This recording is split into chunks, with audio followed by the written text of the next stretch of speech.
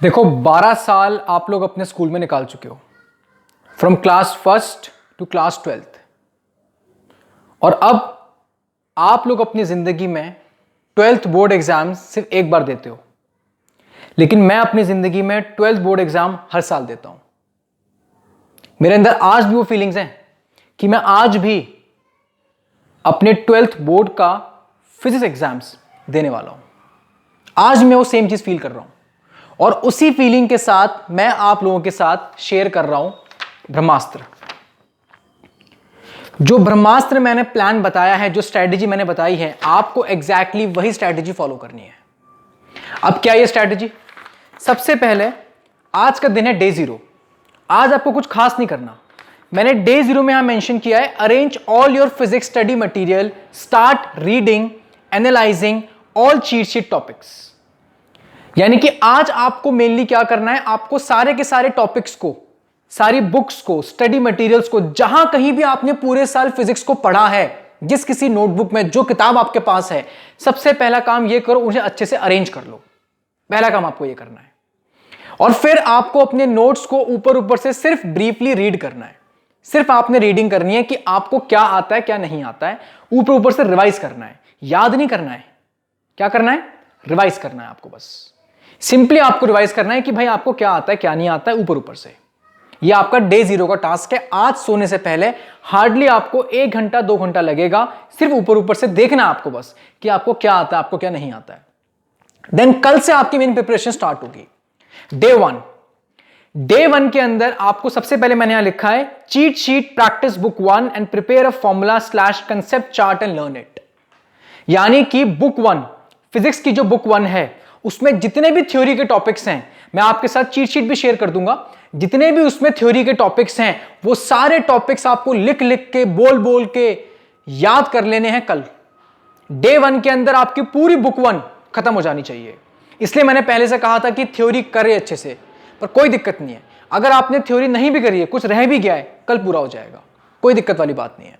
यानी कल डे 1 के दिन बुक 1 की थ्योरी आपकी कंप्लीटली, बिल्कुल कंप्लीट हो जानी चाहिए। आपको कंप्लीटली हर एक टॉपिक को खत्म कर देना है और हर एक चैप्टर के बाद या कैसे भी आपको एक फॉर्मूला चार्ट क्रिएट करना है।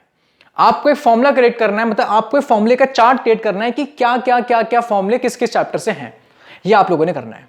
Getting a point? हाँ। एंड सेम आपको डे 2 पे करना है। जो आपकी बुक 2 बचेगी वो आपको डे 2 पे कर लेनी है। तो डे 1 पे आपको करना है बुक 1 और डे 2 पे करना है आपको बुक 2। ये आपको करना है। थ्योरी कंप्लीटली खत्म हो जानी चाहिए। उसके बाद डे 3 पे क्या करना है? Solve sample papers. बहुत सारे टीचर्स से और अपनी गट फीलिंग से और भगवान की कृपा से, इन सब बातों को मद्देनजर रखते हुए कुछ सैंपल पेपर्स मैंने निकाले हैं।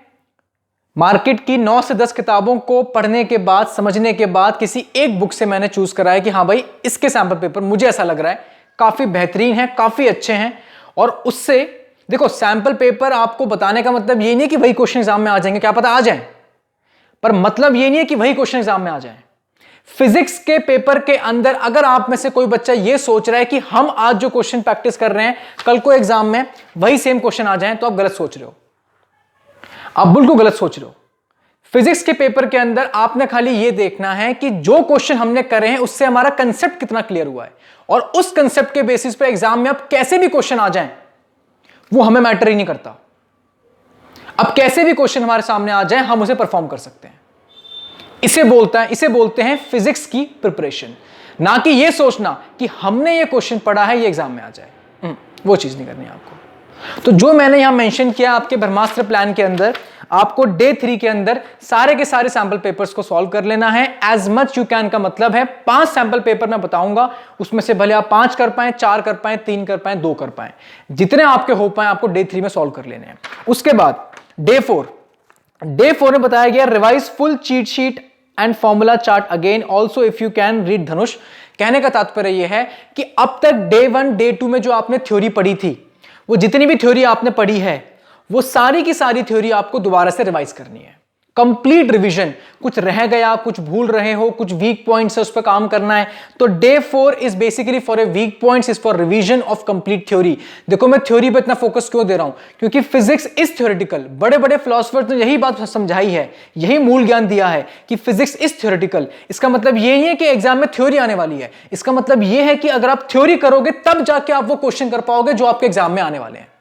याद रहे इस बात का। तो डे 4 पे आपको सारी थ्योरी को फिर से रिवाइज करना है, रट लेना है, याद कर लेना है, वीक पॉइंट्स पे काम करना है। फिर आता है आपका डे 5, आखिरी दिन, आपकी फिजिक्स की प्रिपरेशन का आखिरी दिन। इस दिन आपको मेनली सिर्फ ये देखना है कि आपके पहले वक्त तो वीक पॉइंट्स क्या हैं, और जो सैंपल पेपर्स आपने किए थे, जितने भी करे हों, उन्हें आपको दोबारा रिवाइज करना है। आप 3 किए थे तो 3 रिवाइज कर लो, आपने 2 किए थे 2 रिवाइज कर लो, 4 किए थे 4 रिवाइज कर लो। जितने भी सैंपल पेपर्स आपने किए थे आपको सिंपली उन्हें रिवाइज करना है।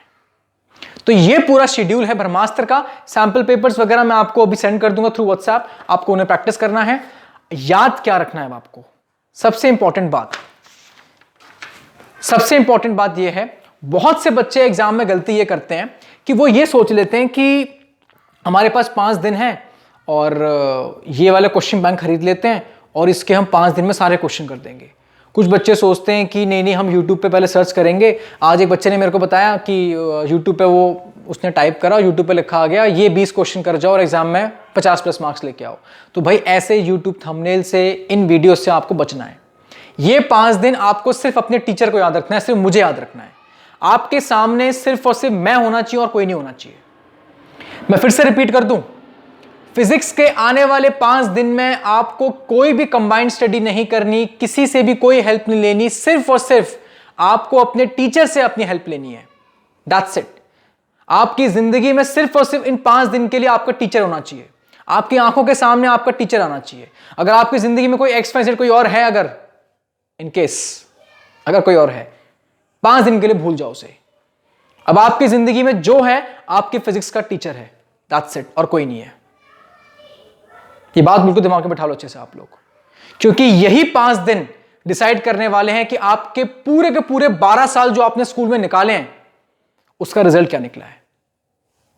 मार्क माय वर्ड्स, भले आपने पूरे साल पढ़ाई करी हो या ना करी हो, आपने पूरे साल कुछ मेहनत करी हो ना करी हो, पर ये 5 दिन अगर आपने मेरे बताए हुए ऑर्डर से एग्जैक्ट उसी ऑर्डर को आपने फॉलो कर लिया तो आपका रिजल्ट यहां होगा। बिल्कुल